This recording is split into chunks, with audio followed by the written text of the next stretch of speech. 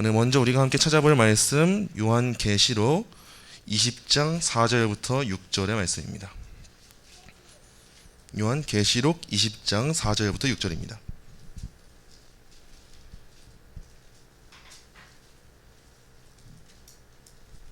요한계시록 20장 4절부터 6절의 말씀입니다.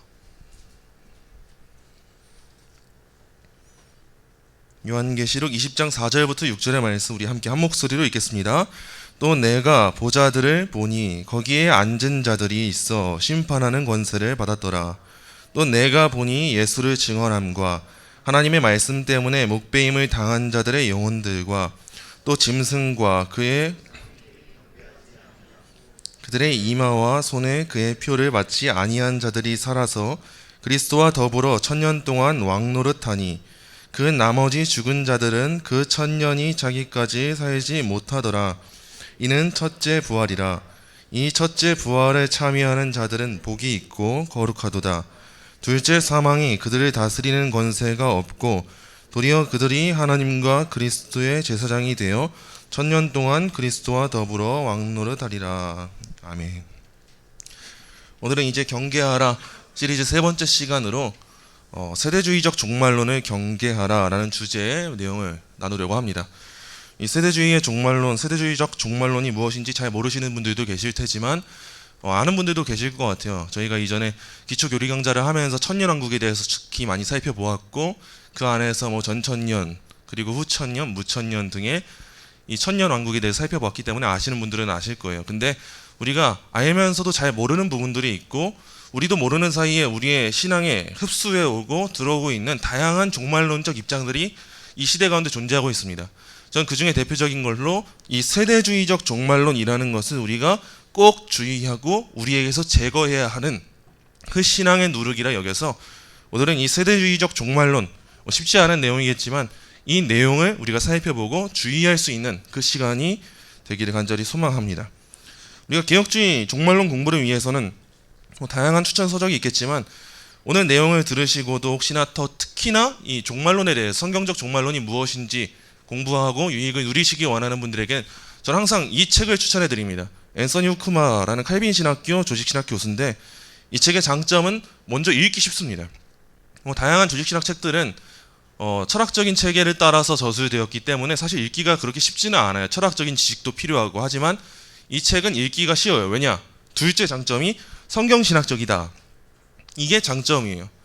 대부분 조직신학 책들은 철학적인 구조를 따라서 우리 인간 이성대로 철학 방법을 따라서 이게 이거고 저게 저거고 이런 방식이고 이런 론이 있고 뭐가 있고 이런 서술 방식을 따릅니다.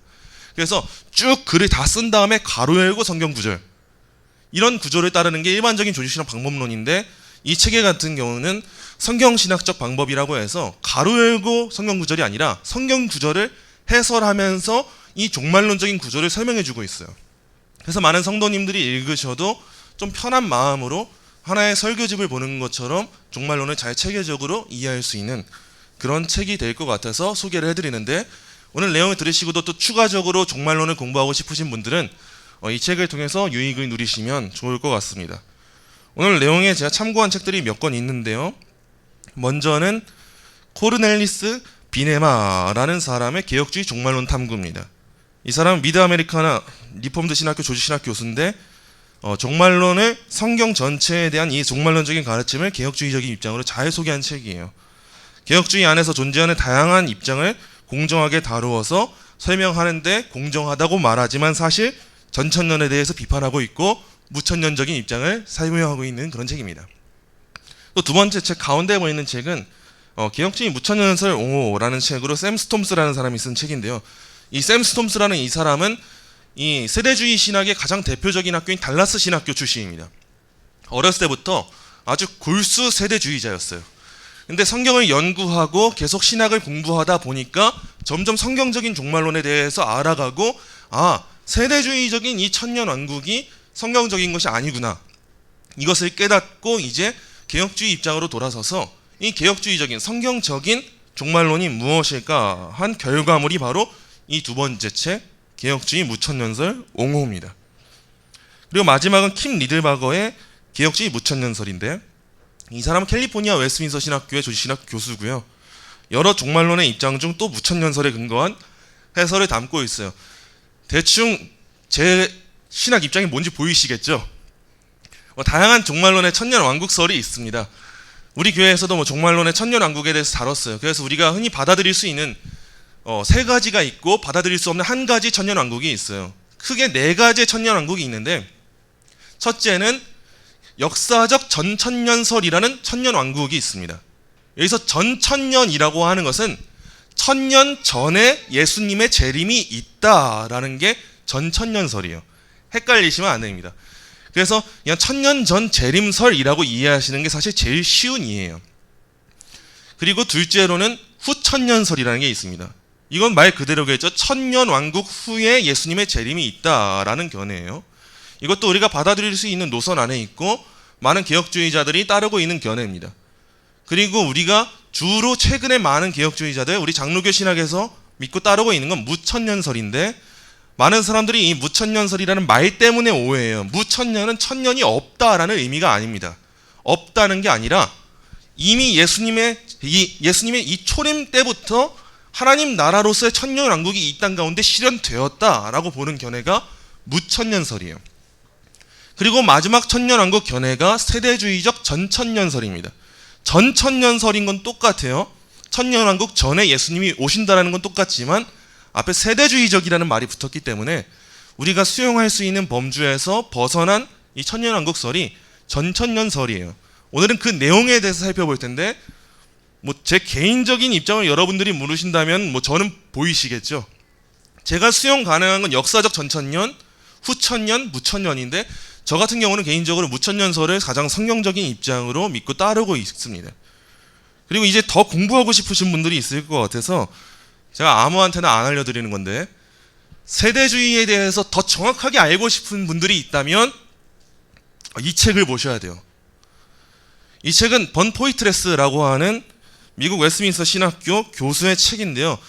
사실 쉽게 못 구하실 겁니다. 이게 1990년에 나온 책인데 원래 정가 6,000원에 나온 책인데 지금 절판돼가지고 웃돈을 주고 사도 사기 힘든 책이 바로 이 책이에요.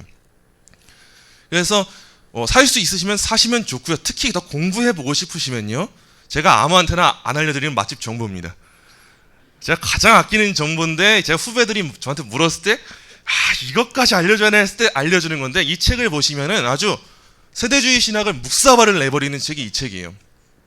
이 사람이 아주 천재거든요. 그래서 처음에 수학자였다가 과학자였다가 신학자였다가 난리가 납니다. 모든 걸 다 섭렵하는데 가장 중요한 건 뭐냐면 성경의 권위를 입증하는 데 있어서 가장 탁월한 사람이 누구냐 했을 때 요즘 최근에는 이 번 포이트레스라고 하는 이 사람을 최근 주목하고 있어요. 그래서 이 세대주의 신학에 대해서 바르게 이해하고 비판하는 서적을 여러분이 찾으시고 싶다면 이 책을 찾으시고, 구하기 힘드시다면 신학교 도서관을 찾아가셔야 돼요. 그거 말고는 사실 방법이 없는 게 현실입니다. 그림에 떡이 나는 소리죠. 이 책들을 이제 제가 다 섭렵해서 오늘의 내용을 이제 여러분들에게 세대주의 이 종말론이 왜 위험하고 우리가 경계해야 하는가, 이 내용을 오늘 한번 다루어 보려고 합니다. 1999년 12월 31일에 시계가 자정을 향하고 있을 때 많은 사람들이 새천년의 시작에 관심을 두고 있었습니다. 많은 사람들이 희망과 기쁨으로 가득 차 있던 시점임에도 불구하고 큰 불안과 염려를 가지고 있던 나라들이 있었는데, 어떤 나라들이냐면 가장 IT 강국으로 불리우는 나라들이 불안과 이 염려에 떨고 있었어요. 왜냐하면 Y2K라는 컴퓨터 오류가 세계 경제에 큰 혼란을 야기할 것이라는 걱정이 있었기 때문이에요. 이 Y2K라는 이 오류는요, 컴퓨터 오류인데요.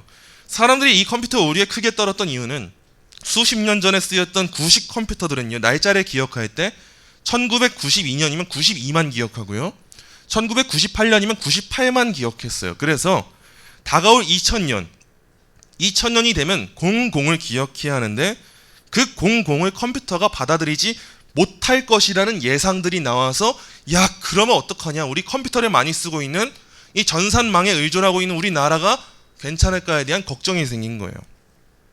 그래서 연도를 뜻하는 Y와 1000을 뜻하는 킬로에 K를 붙여서 이 오류를 Y2K 오류라고 칭하기 시작했습니다. 그래서 각국의 정부와 기업들은 IT 기술자들을 고용해서 이 문제를 해결하기 위해서 아주 대단한 그 많은 양의 돈을 쏟아부었는데, 그럼에도 이 문제가 확실하게 해결되었는가에 대해서 확답을 할 수 있는 사람이 없었습니다. 그래서 많은 사람이 예상하기로는 비행기가 공중에서 미아가 되고 발전소가 문을 닫고 금융시장이 대혼란에 빠질 것이라고 예상했어요. 그렇게 모든 컴퓨터의 데이터가 다 날아가 버리고 정부도 기능하지 못하고 통신도 마비가 될 거다. 그게 우리가 이제 기다리고 있는 2000년이 될 거다 라는 예상을 하게 됐어요. 그래서 최종적으로 인류는 새천년이 도래할 때 종말을 마주하겠다라는 공포에 빠지게 된 겁니다. 그러나 1999년 12월 31일 자정 시침과 분침이 함께 12일에 딱 향했던 그때 어떤 일이 일어났습니까? 안 일어나서 우리가 지금 이렇게 잘 살고 있는 거죠. 아무런 일도 일어나지 않았어요. 사실 일상적인 건 왜 일본에서 몇 개 문자는 안 갔다고 해요. 그런 거 외에 그 어떤 일도 일어나지가 않았습니다. 그리고 결국 사람들은 이렇게 자신들의 일상으로 돌아갔고 사람들에게 미래라고 하는 것은 일상의 중심 소재가 되지 못했어요. 이제 미래에 대한 걱정도 없고 기대도 없고 미래를 생각하지 않는 새로운 시대가 열리게 된 겁니다. 이제 사람들은 다시 현재에 집중하기 시작했어요. 어떤 점에 있어서는 종말이라는 것에 매이지 않고 미래에 매이지 않고 현재를 살아간다는 것은 긍정적이기도 하겠죠. 근데 오늘날의 문제는 뭡니까? 오늘날의 가장 큰 문제는 현재만 살아가다가 미래를 생각하지 않는다는 거예요. 왜 많은 사람들이 종말과 미래에 대한 관심을 갖지 않을까요? 그것은 절망 때문입니다. 이 영어 단어 despair, 이 절망이라는 이 영어 단어는요, 라틴어 어근에서 왔는데 본래 의미는요, 소망을 잃음 혹은 소망 없음을 의미하는 용어가 바로 이 용어예요. 성경이 말하는 참된 하나님에 대한 신앙을 잃었기 때문에 사람들에게 소망이 없는 겁니다. 미래에 대한 관심이 없는 겁니다. 참된 종말론적인 신앙을 잃었기 때문에 소망이 없어서 현재에만 주목하는 삶을 오늘날의 그리스도인들이 살아가고 있어요. 우리가 건강한 종말론을 회복해야 되는 이유가 바로 여기 있습니다. 우리는 이미 소망을 받은 사람들입니다, 여러분. 이미 예수 그리스도와 하나 되어서 이미 하나님의 나라가 이미 이 자리 가운데 임한 그 하나님 나라 백성된 삶을 살아가는 자들이 우리예요. 이미 우리는 소망을 소유하고 있어요. 이 소망을 소유하고 있는 자들은 또한 사명을 부여받았다는 것을 의미하기도 합니다. 소망이 뭡니까? 앞으로 임할 하나님 나라가 있다는 소망인데 그때까지 받은 우리의 사명이 뭡니까? 하나님의 선한 주의 자녀가 되는 것이 우리의 소망인 거예요. 그래서 우리 그리스도인들은 이 땅 가운데 살아갈 때 현재에만 주목하지 않아요. 왜요? 우린 사명을 받았어요. 소망을 받았어요. 또한 반대로 우리는 미래에만 주목하지 않아요. 왜요? 우리는 이 땅 가운데 해야 할 일들이 있는 거예요. 하나님의 자녀로 부름받았기 때문에 하나님 자녀다운 삶을 이 땅 가운데 살아가고 우리의 그 사명 가운데 하나님의 놀라운 역사가 이루어져서 최종적으로 임할 시기가 있다. 이것을 믿는 신앙이 우리의 신앙인 거예요. 그래서 우리 개혁주의 신앙, 우리 장로교 신앙, 우리 성경적인 신앙이 무슨 신앙이냐? 늘 종말론적인 신앙이에요. 이미 하나님 나라가 내게 임해서 앞으로 다 완성되지 않은 하나님 나라를 향해 나아가는 삶. 그게 우리의 신앙인 거죠. 이 종말론이라는 용어는요, 헬라어의 두 단어의 합성어인데요. 마지막이라는 의미의 에스카토스와 학문이라는 의미의 로고스가 합쳐진 말이에요. 쉽게 말해서 마지막 일들에 대한 학문, 교리라는 의미입니다. 종말론은 성경이 미래에 대해서 어떻게 말하고 있는지에 대한 시도라고 할 수 있는데 종말론은 크게 세 가지 입장이 있어요. 첫째는 현재적이다라는 게 있고, 둘째는 미래적이다라는 게 있고, 셋째는 현재적인 동시에 미래적이라는 관점입니다. 우리가 믿고 따르는 관점이 몇 번째일까요? 셋째죠. 우리는 세 번째입니다. 현재와 동시에 미래입니다. 우리에게는 이미 임한 하나님 나라가 있어요. 예수님이 오셨을 때 예수님이 이 땅 가운데 하나님 나라를 시작하신 거예요. 그 통치를 시작하신 거예요. 그러나 앞으로 다가올 하나님 나라가 있어요. 아직 다 완성되지 않은 하나님의 나라가 있어요. 그래서 우리 성도가 살아가는 이 삶을 뭐라고 말하냐면 이미와 아직 사이의 긴장이라고 말합니다. 그래서 우리 성도들은 받은 구원이 있지만 다 완성되지 않은 구원에 대해서 생각할 줄 알아야 돼요. 받은 구원이 있으나 아직이라는 시간 가운데 놓여져 있기 때문에 열심을 다하는 그 삶을 살아가는 거예요. 그래서 우리는 소망 없는 사람처럼 현재에만 주목하지 않고 또 현재를 상실한 소망으로 살아가지도 않습니다. 이 균형을 갖춰서 살아가요. 이러한 종말론을 건강하게 견지해야 그릇된 신앙에 빠지지 않고 건강한 열매를 맺어내기까지 하는 겁니다. 오늘날의 대부분의 사람들이 종말과 미래에 대한 관심을 두지 않는 것은 사실이에요.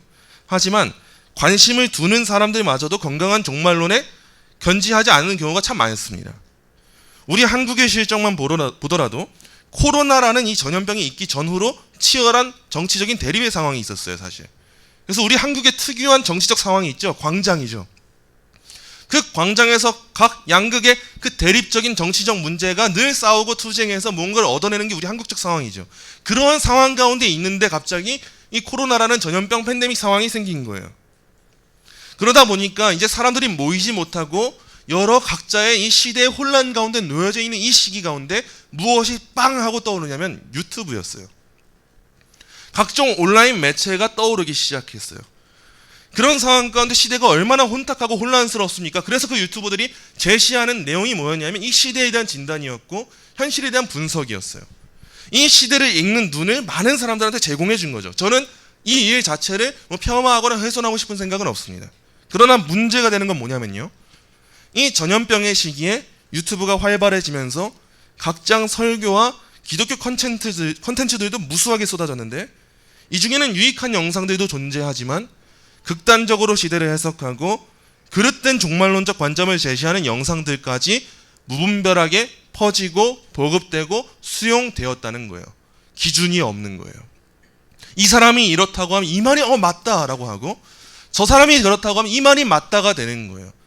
명확한 하나의 기준이 없는 거죠. 그래서 많은 한국교회 성도들이 신앙생활은 장로교회에서 개혁주의 신학을 따르고 있다고 고백하는데 실질적인 종말론은 극단적인 세대주의 종말론에 물들어서 그걸 따르고 있는 경우를 수없이 많이 봤습니다. 또 성도들 뿐이겠습니까? 개혁주의 신학을 강의하는 목사님인데 아니 교수님인데 사회와 정치적인 문제를 다루는 일에 있어서는 극단적인 세대주의자들과 별반 다름없는 방식으로 시대를 읽고 판단하는 경우도 수없이 많이 봤습니다. 그게 지난 한 2, 3년간의 일이에요. 물론 그 내용 자체가 모든 것이 무익하고 그릇되지 않아요. 그런데 중요한 게 뭐냐면 그래서 더 위험한 겁니다. 우리는 모든 게 다 무익하고 위험한 일에 대해서는 경계의 태세를 늦추지 않아요. 우린 딱 나를 세워서 벽을 치고 이건 내 거가 아니에요. 내가 따르는 진리가 아니에요. 딱 벽을 치는데 모든 게 유익하고 막 그런 내용은 아니라 할지라도 분명 부분적으로 유익한 게 있으면 우리는 받아들이는 게 익숙합니다. 그리고 그게 명확해 보이고 선명해 보여서 내 것으로 삼는 데 익숙해요. 그래서 지금 이 시대가 너무 위험하다는 거예요. 극단적인 세대주의적 관점을 지닌 신학자 중에서도요, 유익한 신학적인 저술을 남긴 분들도 존재합니다. 그러나 우리가 이들의 신학을 경계하지 않고 그냥 받아들이기만 한다면 그 누룩은 우리의 신앙과 삶 가운데 큰 영향력을 이제 펼치게 될 거예요. 지금도 그러고 있는 중입니다.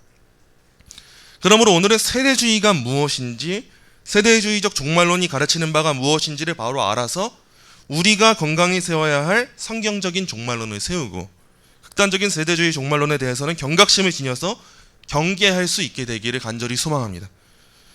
먼저 세대주의가 무엇인지 살펴보려고 하는데요. 한때 우리나라에 베리칩이 666이다, 베리칩을 맞으면 지옥에 간다라는 음모론이 한국교회를 떠들썩하게 했습니다. 제가 이 이야기를 어릴 적부터 들었던 것 같아요. 그래서 명동 같은 번화가나 지하철역 같은 곳에 가면 꼭 베리칩에 대한 팻말을 들고 전도하는 분들이 계셨어요. 근데 자세히 살펴보면요, 이 베리칩 이야기가 나오기 전부터 이게 666이다라는 식의 음모론은 수없이 많았습니다. 컴퓨터가 만들어질 때 1980년대에는 컴퓨터가 666이다. 그리고 그 이후에는 신용카드가 말세의 특징이다. 그리고 하다 저는 하이패스가 666이다 이런 소리까지 들어봤습니다.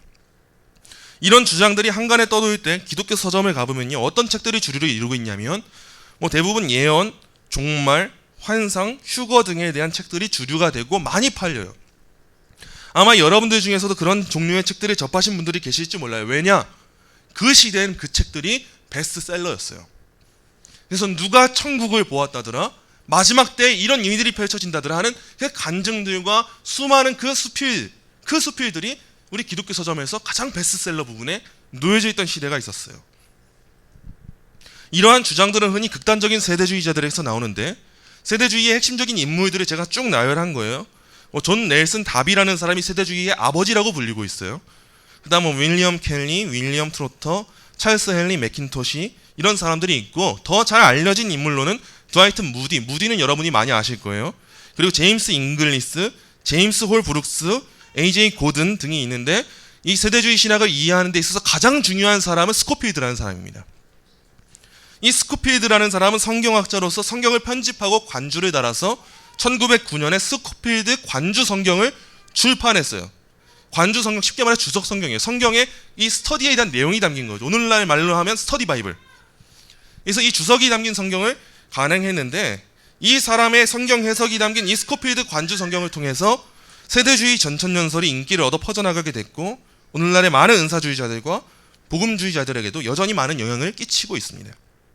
그래서 오늘날에도 스코필드가 세운 필라델피아 성경대학, 무디 성경대학교, 그리고 가장 큰 세대주의 신학교인 달라스 신학대학원, 마스터스 신학대학원, 로스앤젤레스 성경학교, 탈봇 신학교, 그레이스 신학대학원, 웨스턴 보수 침례 신학교 등이 다양한 이 신학교들이 오늘날에도 주류가 돼서 많은 한국 목회자들도 지금 유학을 가고 있어요. 그 학교들로. 그곳에서 세대주의 전천년설에 대한 이 세대주의 신학을 가르치고 보급하고 전포하고 있어요. 또 오늘날 세대주의를 옹호하는 잘 알려진 영향력 있는 사역자들과 신학자로는 존 알보르드, 드와이트 펜테코스트, 찰스 라이리, 존 메가더, 존 파이퍼, 찰스 스윈돌 등이 있어요. 특히나 존 메가더, 존 파이퍼 목사님은 참 중요하고 유익한 분들도 많은 목사님들이에요. 그러나 그럼에도 종말론의 영역에 있어서는 이분들이 세대주의 신학을 따르고 있고 지금 널리 익혀지고 있어요. 근데 중요한 건 뭐냐면, 신학을 알고 수용할 부분을 수용하고 버릴 걸 버릴 수 있는 분들은 괜찮아요. 근데 신학에 대해서 명확하게 성립이 안 됐어요. 정립이 안 됐어요. 지금 명확한 교리적 기준이 없어요. 뭐가 맞고 틀린지는 몰라요. 그런데 이분들을 통해서 무분별하게 다 좋은 말씀으로만 다가오면 그 안에 나도 모르는 사이에 세대주의 신학에 물들 수 있는 위협이 있다는 겁니다. 먼저 세대주의란 무엇인지를 살펴볼게요. 킴 리들바거라는 아까 소개한 책의 저자인데, 그 사람은 세대주의에 대해서 이렇게 정의합니다. 세대주의는 성경의 역사를 7개로 구별되는 시대 또는 세대로 나누는 성경 해석 체계다. 그 7세대는 이렇다. 세대로 나눈다는 게 특징이에요. 첫째, 타락 전 무죄 시대. 둘째, 타락부터 노아까지의 양심 세대. 셋째, 노아부터 아브라함까지의 인류 통치 세대. 넷째, 아브라함부터 모세까지의 약속 세대. 다섯째, 모세부터 그리스도까지의 율법 세대. 여섯째, 교회 시대인 은혜 세대. 일곱째, 천년 왕국 세대.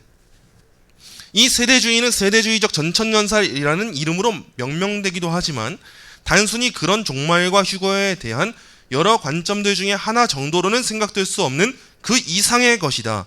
다시 말해, 세대주의는 어떤 사람이 성경의 어떤 본문을 어떻게 해석할 것인가에 있어 독특하고 분명한 해석 색깔을 지니고 있는 포괄적인 신학 체계다. 이렇게 말을 했어요. 세대주의 전천년설을 신봉하는 사람들은 하나님의 뜻이 전개되고 하나님과 인류의 관계가 계시되는 별개의 시기들이 있다고 말했어요. 세대들이 있다고 말했어요. 특정한 7가지의 세대로 구분해서 각 세대의 특징을 설명하는 게 이 세대주의 신학의 핵심이에요. 그래서 그런 점에 있어서 전통적인 세대주의자인 이 세대주의의 아버지라고 불릴 수 있는 존 넬슨 다비를 따라서 앞서 말한 이 7개 시대 구조로, 세대 구조로 성경을 읽고 해석하는 사람들이 이 세대주의자들이에요. 세대주의 안에는 너무 많은 다양성이 존재해서 하나의 특징으로 정의할 수가 없어요. 명확한 교리 체계가 존재하지 않기 때문에요. 그래서 말하는 사람마다 세대주의가 다르고 성경 해석이 다른 게 이들의 특징이에요. 그러나 간략하게나마 세대주의의 특징을 다루자면 그 특징은 다음과 같습니다. 첫째, 먼저 세대주의는 성경의 모든 예언 구절을 문자적으로 해석해야 한다고 주장합니다. 이게 핵심이에요. 문자적인 해석이에요. 이 말은 곧 구약에서 아브라함과 다윗에게 주어진 언약적인 그 약속들이 반드시 미래의 천년왕국 시대에 문자적으로 성취되어야만 한다라고 믿는 그 핵심이 담긴 내용입니다. 그래서 이들은 이스라엘이 하나님이 약속해 주신 땅을 통치할 것이다라는 걸 주목해요. 그런 점에 있어서 이 세대주의자들은 이 예언이 현대 시대에 들어와서 국가 이스라엘이 1948년에 다시 태어났을 때 성취된 것이라고 믿었습니다. 이렇게 아브라함 언약과 다윗 언약이 성취되었다는 것은 천년 왕국이 도래하는 데 있어서 매우 중요한 사건이고 조건들 중 일부가 충족된 것으로 이해했어요. 그러므로 이 예언에 대한 문자적 해석은 세대주의 신학에 있어서 가장 핵심이라고 할 수가 있습니다. 그리고 둘째요, 세대주의는 하나님의 구속 계획의 초점이 이스라엘에 맞추어져 있고 교회 시대 동안 이방인들을 위해 만들어진 계획이 거기에 더해진 것이라고 주장합니다. 이스라엘, 실제적인 이스라엘 민족과 이방인들에 대한 명확한 구별이 있는 게 이들의 신학의 핵심이에요. 진짜 이스라엘 민족에 주목하는 겁니다. 이 이스라엘에 대한 하나님의 목적과 교회에 대한 하나님의 목적 간에 구별해서 이스라엘에 대한 하나님의 목적이 있고 이방인들을 위한 하나님의 목적이 있다는 걸 구별하는 게 가장 큰 특징이죠. 쉽게 말해서 이들에게는 구속적인 이원론이 존재하는 겁니다. 하나님께서 이스라엘 백성을 대하는 방식이 다르고 이방인을 대하는 방식이 다르다는 거예요. 별개의 목적을 지니고 작정을 이루신다는 거예요. 그런 점에 있어서 이들은 구약 성경에서 이스라엘 자손한테 주어진 이 약속들이 결코 문자적으로 이루어지지도 않았고 완전히 영속적으로 성취되지도 않았다는 사실을 주목해요. 잠깐 이스라엘 백성들, 실제 이스라엘이 잠깐 잘 되는 시기를 누린 적은 있었다 할지라도 아브라함 언약에 담긴 축복이 완전히 성취된 거 우린 본 적이 없습니다. 나는 그걸 본 적이 없어요라고 말하는 게 이들의 주장인 거예요. 그러므로 완전하고 문자적인 성취를 아직 발생하지 않은 미래의 일로 받아들여서 미래에는 진짜 이스라엘에 대한 약속 성취가 있을 것이라고 믿고 있는 거예요. 이 언약을 성취하는 것, 진짜 이스라엘 백성이 잘 되는 것, 번영하는 것, 이 일을 위해서 오신 분이 누구냐면 그게 예수님인 거예요. 그 예수님의 초림의 목적이 바로 이거였습니다. 진짜 이스라엘에 대한 그 번영의 약속이 성취되는 게 예수님의 초림의 목적이었는데 이스라엘 백성들이 어떻게 했습니까? 예수님을 배척했어요. 예수님은 그들에 대한 언약을 다 성취하려고 오셨는데 그들이 예수님을 배척했다는 거예요. 그래서 새로운 문이 열린 게 뭐냐? 교회에 대한 문이 열렸다는 겁니다. 그 진짜 이스라엘 백성에 대한 약속을 성취하기 위해 예수님이 오셨는데 이스라엘 백성들은 예수님을 배척했고 그 나라를 주시려는 하나님의 뜻을 거부했기 때문에 이제 하나님은 자기 백성 이스라엘에 대한 언약 성취를 이후에 천년 왕국 시기까지 유예시키셨고 미루셨고 자신의 두 번째 백성인 이방인들을 상대하기 시작하셨다는 것이 핵심이에요. 그래서 하나님은 현재 세대, 즉 이방인의 충만한 수가 들어오는 때에 교회를 위해서 자신이 정한 목적을 다 이루시면 이제 교회는 땅에서 하늘로 옮기신다는 거예요. 그래서 환난 전에 이들이 다 휴거되고 대환란이 이 땅에 일어나고 그것을 통해서 구약 성경에 주어진 약속들이 이제 이 땅에서 실제로 성취된다는 것. 이 하나님의 목적에 있어서 메인이 아닌 서브였던 온 교회는 이 환난 전의 휴거를 통해 이제는 사라져요. 올라가요. 그러고 나서 하나님의 진짜 목적은 누구에게 있습니까? 이스라엘이요. 그 이스라엘에 대한 목적을 이 땅에서 하나님이 실제로 이루신다는 겁니다. 이들에게 있어서 예수님의 재림은 두 차례에 걸쳐서 이루어질 것인데 첫 번째 단계에는 휴거가 이루어진다고 믿습니다. 휴거가 발생할 때 예수님은 지상까지 다 내려오시지 않아요. 이때 간을 보십니다. 중간까지만 딱 내려오셔서 이때 이 땅 가운데 있는 이방인 그리스도인들, 그 예수님을 믿는 사람들, 그 사람들이 지상에서 이제는 들려 올라가요.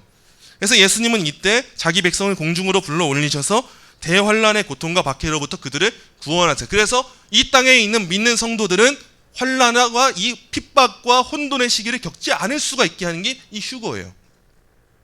그래서 구약시대 성도들을 제외한 모든 참신자는 이때 부활하고 이 부활 뒤에 그때까지 살아있는 성도들은 갑자기 변화돼서 영화롭게 돼서 이제 들려 올라가요. 그 다음으로 이들은 공중으로 올라가서 예수님과 만나서 그리스도와 함께 하늘로 올라가서 7년 동안 예수님과 더불어서 양의 혼인잔치를 벌이게 됩니다. 이런 해석은 그들의 성경 해석 때문에 가능한 건데요. 이 7년의 시간이라는 것은 다니엘이 예언한 70번째 이래에 대한 성취로 이들이 이해를 합니다. 세대주의자들은 이 예언에서 69이래는 예수님의 초림 때 성취되었는데 70번째 이래, 그 마지막 남은 하나의 이래는 휴거 때까지 성취되지 않을 것이라고 말해요. 교회가 머물러 있는 이 하늘에서의 7년의 기간을 이 지상에서, 그 교회가 7년 동안 머물고 있을 때 지상에서의 7년이 이제 환란의 시기거든요. 이때 일어나는 일들이 뭐냐 했을 때 이렇게 제시를 해요. 다니엘 9장 27절에 예언된 환란이 비로소 이 땅에서 시작되는 거예요. 그래서 이 환란의 후반기가 이른바 대환란, 대환란이 이 땅에 실제로 이루어진다는 겁니다. 이때 적그리스도가 이제 그 잔인한 통치, 자신이 하나님처럼 숭배받기를 요구하는 데서 절정에 이르는 통치를 이 땅에서 시작해요. 그래서 이 세대주의자들이 늘 주목하는 게 뭐냐면 누가 적그리스도냐에 대한 문제예요. 그 적그리스도 찾는 거에 현안이 되어 있어서 맨날 적그리스도가 달라져요. 언제는 오바마가 적그리스도였는데 언제는 누가 적그리스도고 언제는 유엔이 적그리스도고 맨날 달라집니다. 그 셋째, 무서운 심판이 이때 지상의 거민들에게 임해요. 이때 이스라엘의 남은 자, 요한계시록 7장 3절부터 8절에 나오는 14만 4천 명의 인침받은 이스라엘 사람들이 메시아이신 예수님께로 돌아와요. 이스라엘 백성들이 이때 실제로 돌아온다는 거예요. 그리고 이 이스라엘의 남은 자들은 이제 천국 복음, 즉 장차 임할 다윗 왕국의 수립을 그 핵심 내용으로 하되 십자가의 메시지와 믿음과 회개의 필요성을 포함하는 복음을 전파하기 시작할 것이다. 그리고 이 유대인의 남은 자들의 증언을 통해 헤아릴 수도 없이 많은 이방인들도 구원을 얻게 돼요. 그리고 땅의 왕들과 짐승과 거짓 선지자의 군대가 아마겟돈 전쟁에서의 하나님의 백성을 공격하기 위해 함께 모입니다. 이게 지상에서의 7년간의 대환란 동안에 이루어지는 일이라는 거예요. 이러한 7년의 기간이 끝나면 예수님이 이제 공중에 있던 저 교회를 동반하셔서 영광 중에 이제 진짜 재림을 하세요. 이게 두 번째 재림이에요. 이때 예수님께서 지상에 내려오셔서 원수들을 멸하시고 이로써 아마겟돈 전쟁을 다 끝내세요. 그때가 되면 어떤 일이 일어나냐면 이스라엘 민족이 이제 팔레스타인 지역에 다시 모여있게 될 것이고, 예수님이 재림하실 때까지 살아있던 이스라엘 민족의 대다수는, 그 온 민족은 실제로 믿음을 가져서 예수님께 돌아와서 구약과 신약의 예언을 그때서야 이제 다 성취하게 된다라고 보는 거죠. 그리고 사탄은 무저갱 속에 던져지고 거기서 1000년 동안 결박이 돼요. 이들은 이렇게 이 1000년의 기간을 엄밀하게 문자적인 방식으로 이해합니다. 이후 7년의 환란 기간에 죽은 성도들과 구약시대 성도들이 부활해서 휴거된 성도들의 무리에 합류해서 그들은 하늘에서 살면서 통치하고, 지상에 있는 이스라엘, 지상에는 이스라엘, 진짜 이스라엘 민족만 남는 거예요. 즉 유대인 성도들은 예수님과 함께 예루살렘에서, 그 땅 실제에서 1000년 동안의 통치를 이 땅에서 실제로 하게 된다는 거예요. 1000년 왕국이 이 역사 가운데 실제로 지상에서 예수님과 이스라엘 백성들을 중심으로 해서 이루어진다는 거죠. 이후 이방인에 대한 심판과 이스라엘에 대한 심판이 이루어지고 예수님의 1000년 통치가 시작된다는 견해입니다. 이러한 1000년 왕국, 이 1000년의 시간은요, 분명 이 땅에서 번영과 놀라운 생산성과 평화의 시대가 될 거예요. 그 시대는 세상이 이전에 경험해보지 못한 황금 시대가 될 거라고 예측합니다. 물이 바다를 덮고 있는 것처럼 다 하나님을 아는 지식이 가득할 거고, 천년왕국 세대의 예배는 예루살렘에 재건축된 성전을 중심으로 이루어지고 모든 민족이 하나님을 찬양하게 될 것이다 라고 이해하고 있어요. 사탄은 천년왕국이 끝날 때 성도들을 마지막으로 공격하지만 머지않아 예수님께 완전히 괴멸되고 사탄은 불못에 던져지게 된다고 봅니다. 그리고 천년왕국이 끝나기 전에 천년왕국 기간에 죽었던 신자들은 부활하고 믿지 않고 죽은 모든 불신자들은 사탄과 함께 지옥으로 던져지게 돼요. 여기서 모순이 나오는 거예요. 천년왕국 시간인데 예수님의 통치하는 이 시간 가운데 불신자가 있다고 봅니다. 그리고 이후 천상의 예루살렘이 이제 천국에 있던 예루살렘, 안 믿는, 다른 교회의 백성들, 이스라엘 백성이 아닌 이방인 성도들이 모여있던 이 천상의 예루살렘은 천년왕국이 끝날 때 지상에 내려와서 이제 다 함께 합쳐져서 최후 상태가 된다라고 보는 견해가 바로 이 견해예요. 교회가 분명 대환란 이전에 휴거된다고 믿고 있는 이 세대주의적 전천년설은요, 사실 많은 그리스도인들에게 인기가 높습니다. 우리에게는 어색한 견해일지 모르는데요, 사실 전 세계적으로 많은 그리스도인들에게 여러분, 교회는 대환란을 겪기 이전에 예수님이 첫 번째 재림을 하실 때 이 성도들은 대환란을 겪지 않고 휴거됩니다라고 하는 이 가르침은 많은 그리스도인들에게 인기를 끌고 있어요. 왜냐? 대환란 이전의 휴거설은 성도들한테 마지막 때에 대환란을 피할 수 있다는 그 희망을 제공해 주기 때문이에요. 그래, 많은 사람들이 대환란을 겪고 있어요. 적그리스도의 통치 아래 있을 그때 나는 믿음으로 인해서 그 휴거를 당해서 이 세계에 속하지 않고 예수님과 함께 건다면 얼마나 좋은 일인가, 이런 관점으로 이해하는 거예요. 그러나 사실 이해는요, 어떠한 성경적 근거가 없습니다. 그래서 많은 세대주의자들의 책을 보면요, 사실 성경적 근거가 있는 책을 찾기가 굉장히 힘들어요. 그러면 우리는 세대주의 종말론, 이 세대주의적 전천년설에 대해서 비판적으로 평가하면서 이들의 종말론을 경계할 필요가 있어요. 이제 이들의 어떤 것들을 비판할 수 있는지에 대한 내용을 나누도록 하겠습니다. 첫째, 세대주의는 성경 계시의 기본적인 통일성을 충분히 정당하게 다루지 않습니다. 앞에서 우리는 세대주의가 성경 역사를 7개의 서로 다른 시대로 구분하고 있다는 점을 살펴봤어요. 그들의 성경 해석의 기반이 되는 새 스코필드 성경, 스코필드 관주 성경에는 시대에 대해서 이렇게 말하고 있어요. 인간이 어떤 구체적인 하나님의 뜻의 계시에 대한 순종과 관련하여 검증받는 시간이 각 세대라고 봐요. 그래서 이 시대에는 이렇게 검증받았고 저 시대에는 이렇게 검증받았다라고 이해합니다. 이 스코필드 성경은, 이 편집자들은요, 각 시대의 구원의 기초는 오직 하나밖에 없다라고 말합니다. 우리랑 똑같이요. 각 시대를 우리가 구분했지만 그때에도 분명 구원받는 건 예수 그리스도를 믿는 믿음으로 말미암은 겁니다 라고 말을 해요. 그 사람들도.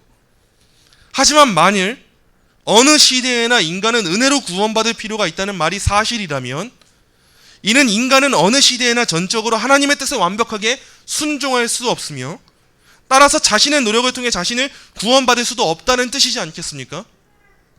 그렇다면 왜 인간은 각 시대마다 새롭게 검증을 받아야 한단 말입니까? 인간이 할 수 있는 건 없고 하나님의 전적인 은혜로 말미암아 구원받는 게 맞다라고 이 사람들도 말을 해요. 근데 진짜 그게 사실이라면 왜 하나님은 각 세대 가운데 다양한 방식으로 사람들을 검증하신다는 말이에요? 구원은 하나님의 일로서 하나님께서 은혜를 베푸셔야 되는 건데 우리가 구원받는 길은 믿음 외에 단 하나도 없는데 예수 그리스도 외에 없는데 왜 각 시대마다 다양한 방식으로 검증을 받아야 합니까? 그렇다면 왜 인간은 각 시대마다 그런 검증을 받아야 되고 인간은 최초의 에덴 동산에서 하나님께 검증 받았잖아요. 이미 타락한 존재가 됐잖아요. 이게 그 검증에서 떨어졌잖아요. 우리는 어떤 시대를 할지라도 동일한 관점을 가지고 있어야 돼요. 다양한 검증은 필요하지 않습니다. 이미 인간은 검증에서 떨어진 거예요. 탈락한 거예요. 하나님이 일하시는 방식은 구약이든 신약이든 어떤 시대든 7세대의 구분은 중요하지 않아요. 각 세대마다 동일하게 예수 그리스도로 말미암는 하나님의 은혜의 구원 말고는 존재하지 않는 게 우리 성경이 가르치는 내용이죠. 우리가 성경에서 발견할 수 있는 것은 그저 여자의 후손을 통한 구속의 약속이 창세기부터 요한계시록에 이르기까지 하나의 주제로 관통하고 있다는 사실입니다. 성경 구약부터 창세기부터 요한계시록까지 예수 그리스도로 말미암는 구원의 내용 외에 다른 구원의 계획과 다른 검증의 길은 준비한 적이 없어요. 제시된 적이 없어요. 성경의 핵심적인 내용은 인간이 존재하는 모든 다양한 시대 가운데 항상 인간은 다 타락했고 의인은 없다라는 거예요. 창세기도 보세요. 족장시대도 보세요. 다양한 사도들의 시대도 보세요. 우리가 핵심적으로 볼 수 있는 사건은 뭡니까? 인간의 전적 타락입니다.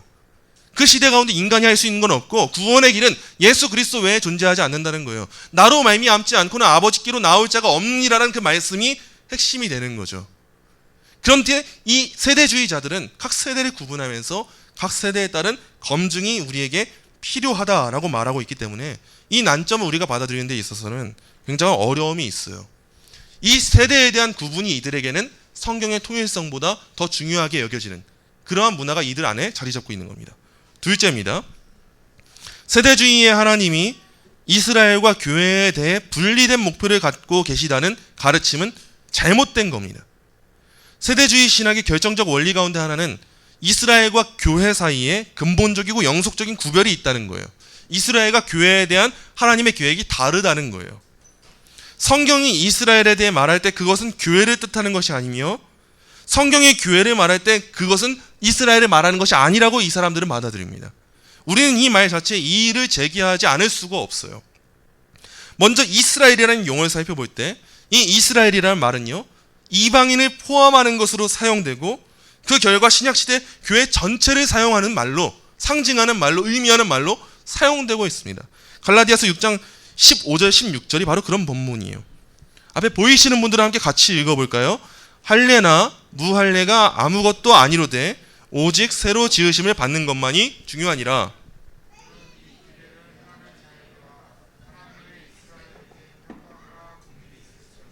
아멘. 무릇 이 규례를 행하는 자는 누구를 뜻합니까? 명백히 할례나 무할례가 아무것도 아닌 사람들, 그리스도 안에 있는 새로운 피조물인 모든 사람들을 뜻하는 말이 무릇 이 규례를 행하는 자예요. 이들 중에는 유대인이나 헬라인이나 유대인이나 이방인이나 중요하지 않아요. 모든 참된 성도들이 포함되는 개념이 바로 이 개념이에요. 사도 바울은 이 교회 공동체를 이방인이든 유대인이든 그들이 교회로 모였다면 그 사람들을 이스라엘로 규정하고 있는 거예요. 이는 구약시대에 이스라엘이 받은 약속들이 신약시대 교회에서 성취되었다라는 것을 뜻하는 말씀인 겁니다. 셋째입니다. 세대주의의 주장과 달리 구약은 미래의 지상에서의 청년 왕국이 있을 것이라고 가르치지 않습니다. 세대주의자들은 상당히 많은 구약 본문에서 장차 있을 예수님의 천년 통치에 대해선 증거를 발견하려고 해요.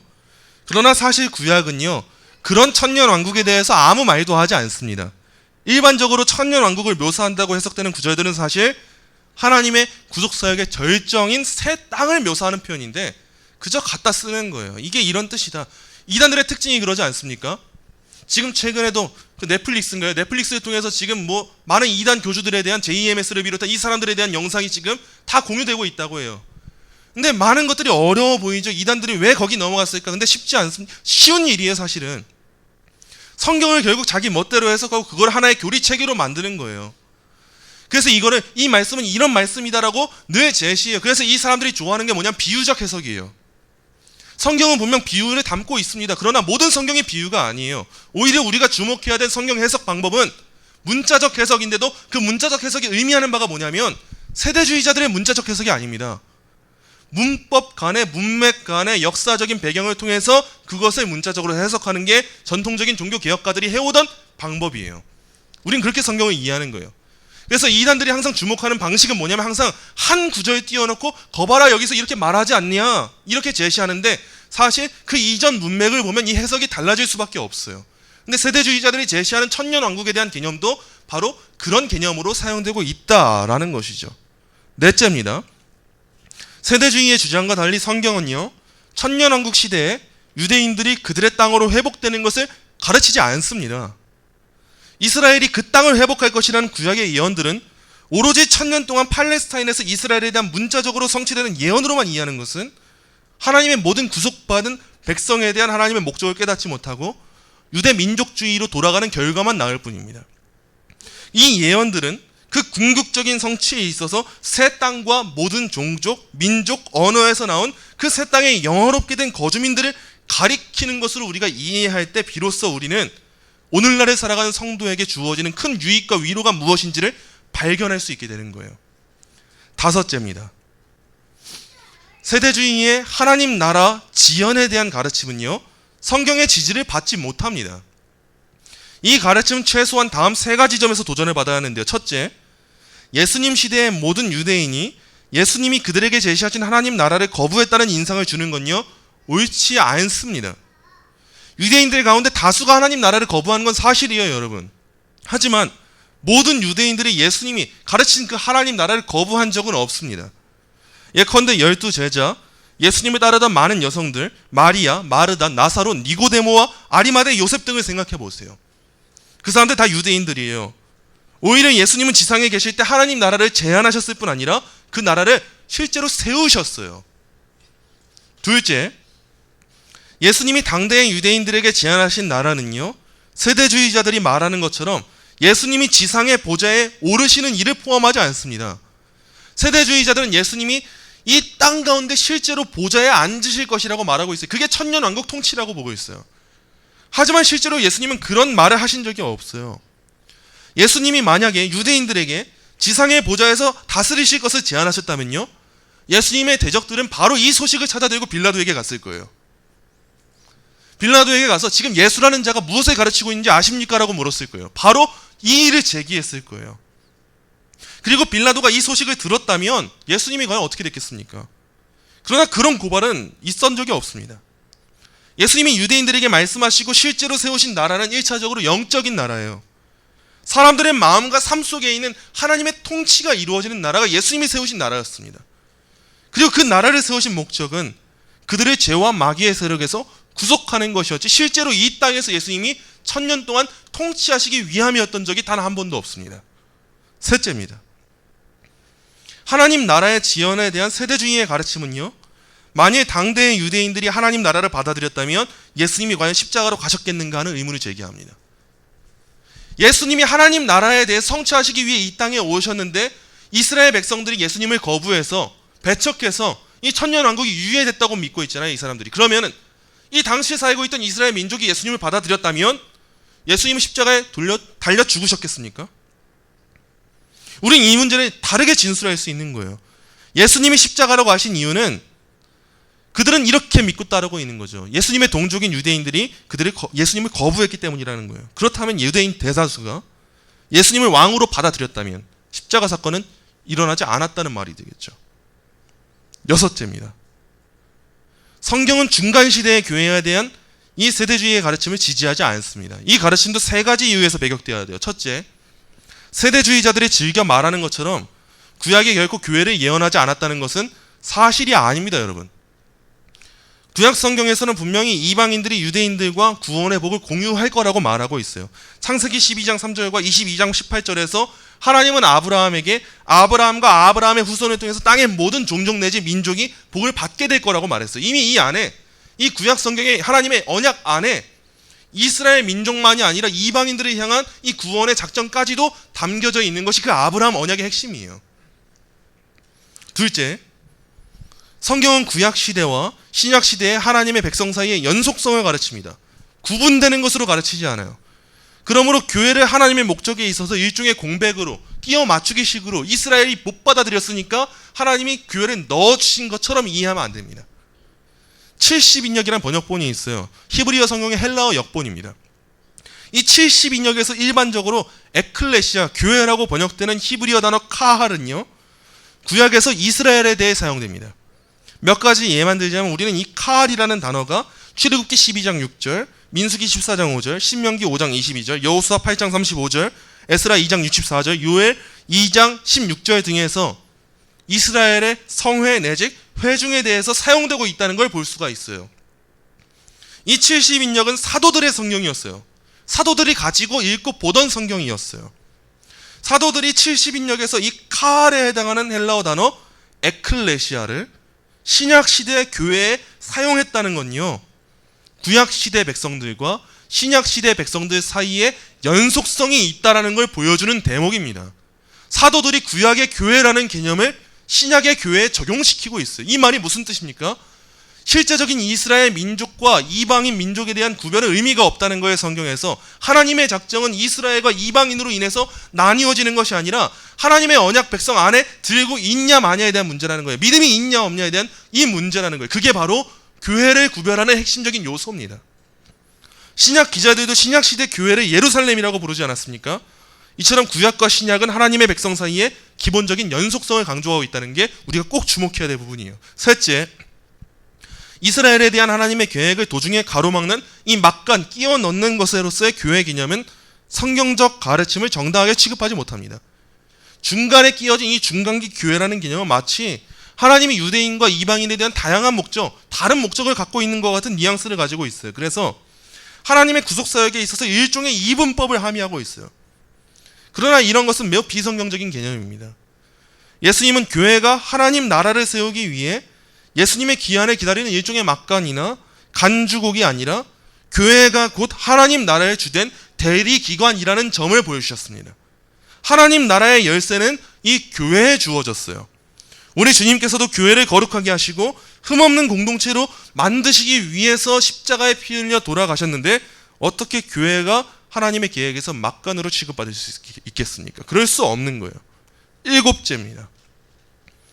예수님이 재림하신 뒤에도 사람들이 여전히 구원받을 것이라는 기대는 아무런 성경적 근거가 없습니다.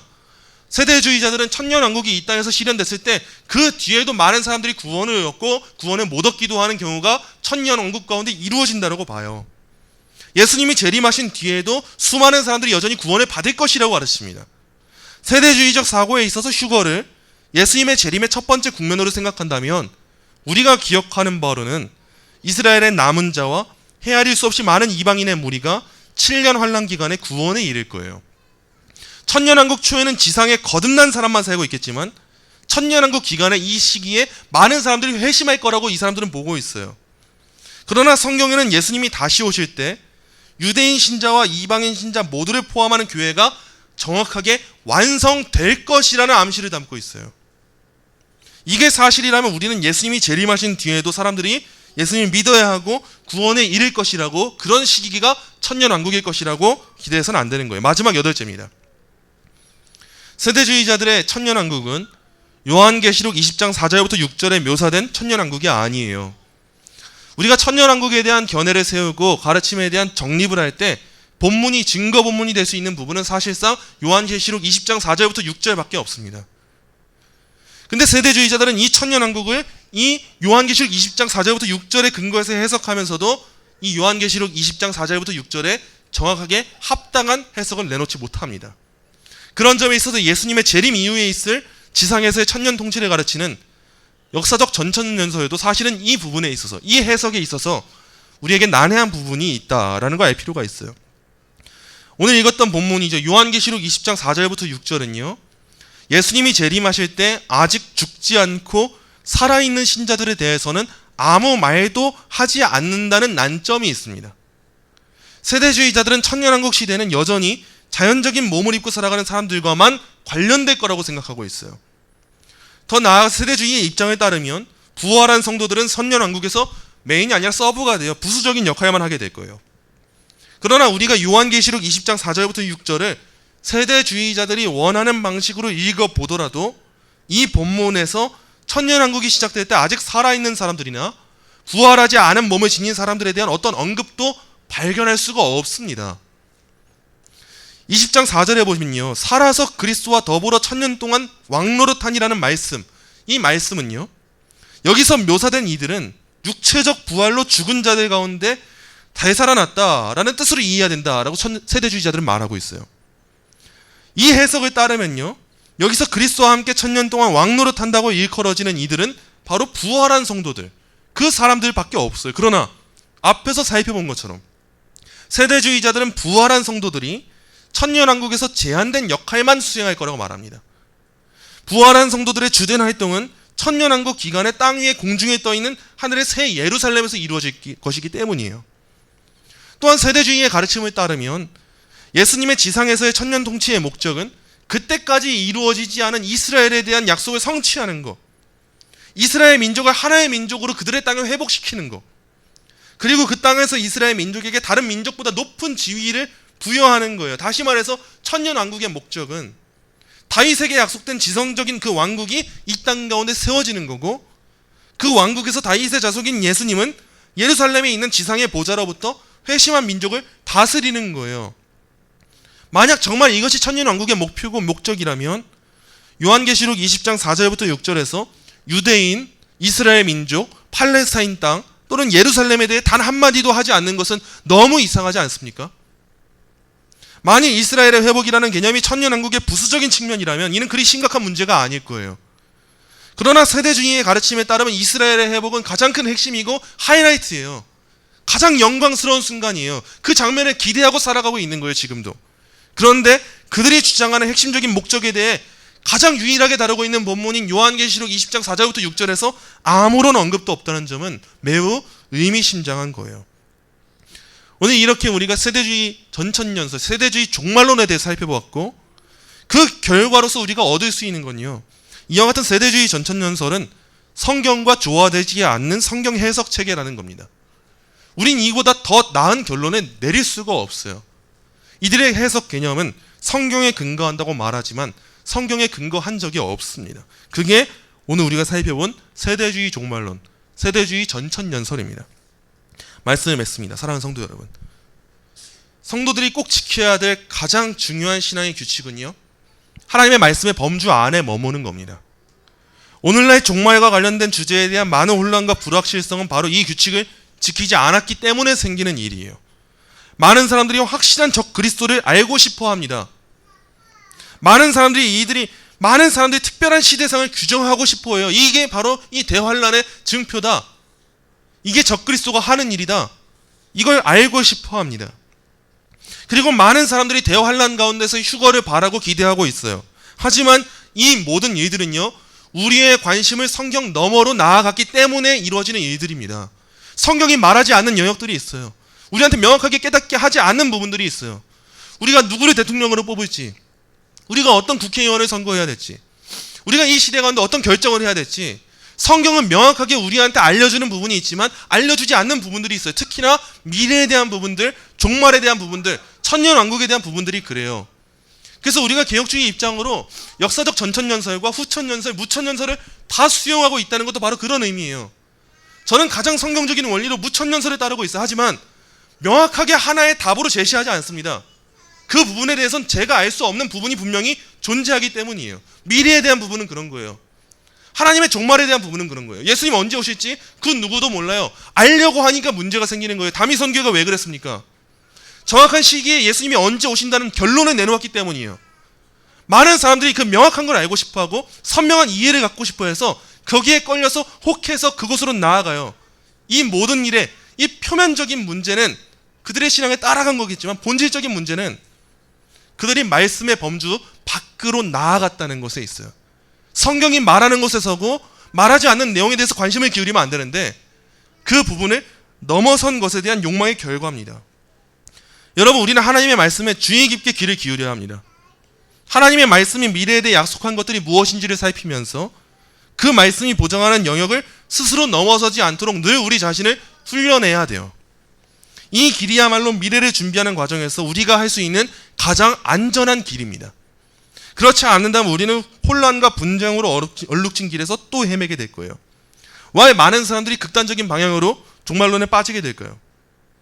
그들은 말씀을 기준으로 하는 건강한 균형을 상실했기 때문입니다. 우리는 현재에만 국한된 삶을 살아가는 사람들이 아니에요. 또한 미래에만 국한된 삶을 살아가는 사람도 아닙니다. 명확한 성경적인 종말론은 이해를 가져야 돼요. 예수님이 이 땅에 오셨을 때 이미 우리에게 하나님 나라가 임했습니다.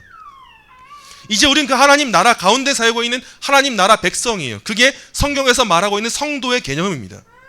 이미 우리는 예수 그리스도와 연합했기 때문에 이미 우리는 그 나라를 살고 있어요. 하지만 그 나라는 앞으로 이루어질 것이기 때문에 우리는 이 땅에서의 사명을 감당해야 되는 거예요.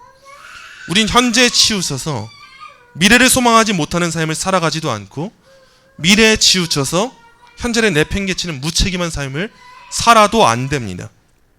우리는 예수님의 완성된 사역과 결정적인 승리를 감사함으로 되돌아보고 그 힘의 근거에서 오늘을 살아가야 합니다. 또한 우리는 앞으로 예수님의 영광스러운 나라의 마지막 국면을 시작하시고 우리 안에서 선한 일을 완성하실 예수님의 재림을 간절히 고대하며 바라보며 오늘을 살아가야 합니다. 이러한 이미와 아직 사이에서 건강한 종말론적 긴장으로 살아갈 수 있는, 시대에 흔들리지 않고 말씀 위에 굳게 서서 이미와 아직의 긴장 가운데 성도의 해야 할 마땅한 본분을 감당할 수 있는 저와 여러분이 되시기를 간절히 소망합니다.